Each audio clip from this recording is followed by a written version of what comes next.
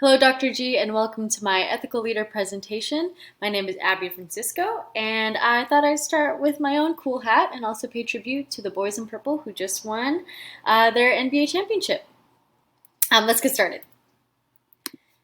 So the career path that I have chosen is to become an athletic director for a collegiate institution. Why, do you ask? I think this path is more of a cascading path. I've always been interested in sports. I played them when I was a kid. I was a high school athlete and a collegiate athlete. Because I played so much, like many, I got hurt a lot. So I had sports, and injuries. And I worked very closely with my athletic trainers. When I was in college, I figured, this is something that I could do and something that I could really like doing. So, in fact, I did get my degree in kinesiology with emphasis in athletic training and became a BOC certified athletic trainer. I have been an athletic trainer for 6 going on 7 years, and I found that there are some things within athletic departments, organizational and systemic wise, that I want to change. And I found that the only way to do this is to become an athletic director. So that is my path, and I want to become an athletic director while also supporting my athletic trainers within my organization and keeping my athletic training roots. So, as an athletic director, the leadership style I have chosen, and I think most of our class has probably chosen, is the transformational leadership style, which Borland, Kane, and Burton describe transformational leaders as those who lead by inspiring others while also helping them develop skills of their own. And that's something that I really like. I want to be able to reach organizational goals while also reaching the individual goals. Yusuf did a study with athletics and coaches' job satisfaction and found that there was a significant association between transformational leadership behaviors and coaches' job satisfaction. And as an athletic director, a big part of your job, too, is making sure that your coaches are happy and satisfied with their job. I want to be the type of leader that followers are proud, not only proud, but happy to say I lead them.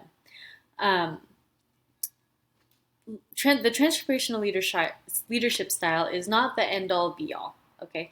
But I think for athletic directors and athletics in general, it seems to work better and is more effective because we don't really have, we don't really get bonuses and we don't really have monetary incentives like that. An athletics department and coaches and athletic staff are working really all towards the same goal, which is wins and glory for your school and growth as a leading sports school, athletic school.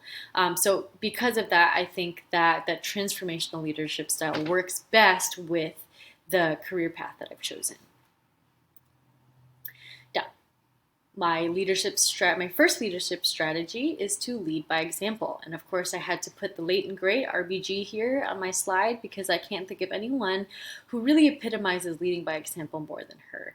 She fought the great fights and she battled people who disagreed with her, and she set an example and was such a role model for a ton of women, lawyers, and really people in general to follow her in the way that she led. And to lead by example, you need to be able to know your own skills, your values, your strengths, and weaknesses. And I say weaknesses because you have to be comfortable enough with yourself to identify them. A leader doesn't have to be good at everything. They just have to know what they're good at and of course also what they're not good at. Take a football coach. A football coach may not be as well versed in offensive plays, but that's why you have an offensive coordinator. A leader should be able to gather people who complement each other and complement your leadership style. Now, as an organization, there are some negative impacts and things that you don't want, things such as unethical behavior and relationship conflict. Now, Mayor Aquino, Greenbaum, and Quincy did a study on leadership and concluded that leaders set the ethical tone and encourage ethical behavior and reduce interpersonal conflict. And they do this by being themselves as individual moral people and engaging in moral behaviors. This display of ethics and morality is often replicated by followers. They found that companies that hire and train ethical leaders um, were more likely to create an ethical and interpersonally harmonious environment. And that's what you want, right? You want to be able to go to work and know that you're not going to get into fights. Of course, there's also a reward and punishment system to influence and enforce behaviors. The one that we've known since when we were kids. When you do something good, you're rewarded. When you do something bad, you're punished. So, ethical behavior, reward; unethical behavior, punishment to enforce ethical behavior. So my second leadership strategy is to empower growth. Now, personally, I've been lucky enough and fortunate enough to have mentors and leaders that wanted and expected more from me. They pushed me to strive for bigger and better things, and that's the type of strategy that I want to use to my followers to empower growth. Burton et al. Describe transformational leaders as leaders who respond to individual needs and individual goals to achieve organizational goals. So they empower their followers, and they use that empowerment as a tool to achieve goals. They respond to the individual needs to achieve individual goals, which thusly achieves organizational goals and success. Doherty and Danilchuk did a study with collegiate athletics and coaches' satisfaction with their leaders and their leaders' effectiveness. And it was a questionnaire. They asked the coaches a bunch of a myriad of things, and they found that a lot of athletic directors did use the transformational leadership style. And not only that, but their leadership style focused on both leader-centered and subordinate-centered characteristics. Leader-centered meaning idealized influence and charisma. So someone who walks and talks and is charismatic and looks like someone who is a leader.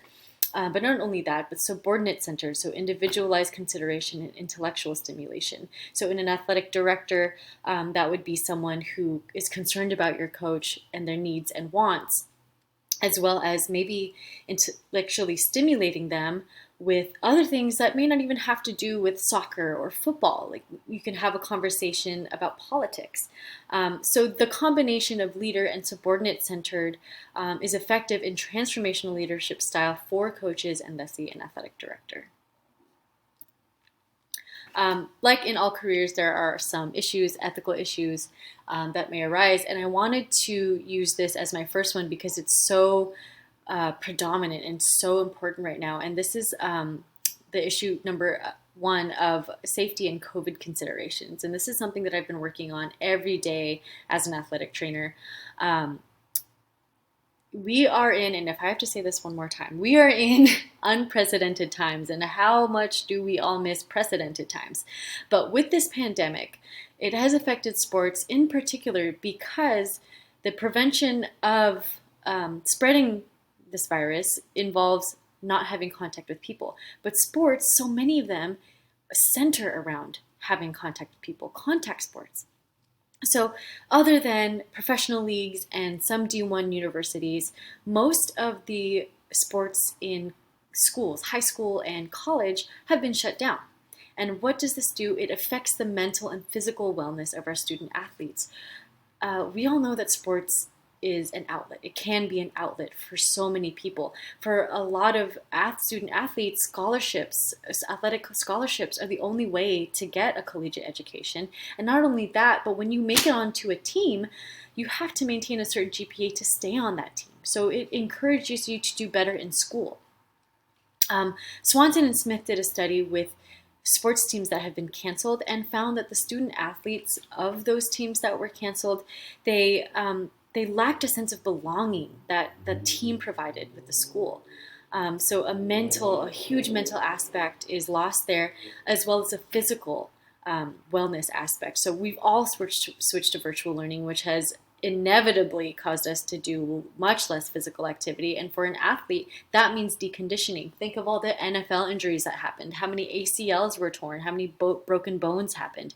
That's due to the deconditioning and the shortening of a season taking away a preseason. So your mental and your physical wellness that suffers.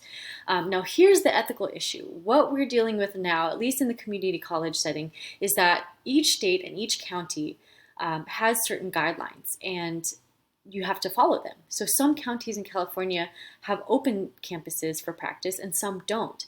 And the issue here is that coaches will recruit and say, "Hey, come over to my school. We're still practicing. Do you want to feel a morsel of normalcy and play sports on a campus?" So what this fear does to coaches and the administration is it causes us to think, should we bend the rules of the county and the state to allow for these practices, to allow for sports to come back, right? And is it safe? So the solution here that we've, as athletic trainers and athletic administrations, have been working so hard on is working with the medical and equipment and coaching staff to create a plan. And what this plan does, it centers around safety and emergencies and testing and screening for athletes. The athletic administration presents it to the school's administration and then to the county and to the state. And while it may seem like a long, arduous process, it is a solution to try and get back to normalcy and trying to get back to sport because of COVID. Our last ethical issue is firing an employee. So in administration, this is probably the least liked thing that you have to do because it takes away someone's livelihood or their means of providing for themselves, their family, a certain type of lifestyle. Of course, it'd be met with pushback because you are taking away the means of survival. So it is important to remain objective as possible and to prevent any misinterpretations or bias or anything that would lead an employee to think, they're doing this because of personal reasons or they're wrong or anything like that. So a solution for this issue is to clearly define and enforce a moral code. Burton and Peachy define ethical leadership as the demonstration of appropriate conduct through actions and personal relationship. And this kind of ties into leading by example. You yourself as a leader have to be a moral person and display ethical behaviors so that the relationships you have with your employees are also ethical. Unethical behavior has consequences. And again, back to that leading by example, you reinforce ethical behavior by punishing unethical behavior. So firing an employee will always be an issue, but it is the hope to have a situation in that if you fire an employee, the employee says, "I don't like it, but I understand." So our Christian perspective here, our faith integration, I included these two verses, Luke 16:10, "Whoever can be trusted with very little can also be trusted with much, and whoever is dishonest with very little will also be dishonest with much." And this kind of reminds me of what my mother, all of our mothers said, is that when someone shows you who they are, believe them. And that as a leader, if you see someone constantly engaging in unethical behavior, is that someone who you aren't representing your organization? And conversely, if you see someone always engaging in ethical behavior, that is someone that you want to keep. Colossians 3:23, "Whatever you do, work at it with all your heart as working for the Lord, not for human masters." And this one resonates with me because it kind of just, my takeaway from this is that whatever you do it with your heart and believe in it. Not just to make a buck, but because it's something you believe in. My takeaways from this course, this awesome course, is anyone can want to be a leader, but a good leader does his or her research, and that's what this entire course has been about, is becoming and what makes a good leader. Also, transformational leadership seems to be the way to go here.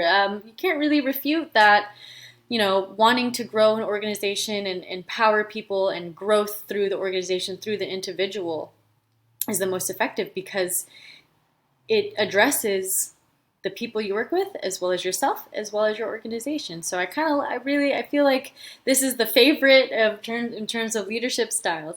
And lastly, ethics. Ethics is not always black and white. It's not you did something wrong or you did something right. We saw that with football players putting Vaseline on themselves or football programs being canceled because of budgetary reasons or icing the kicker.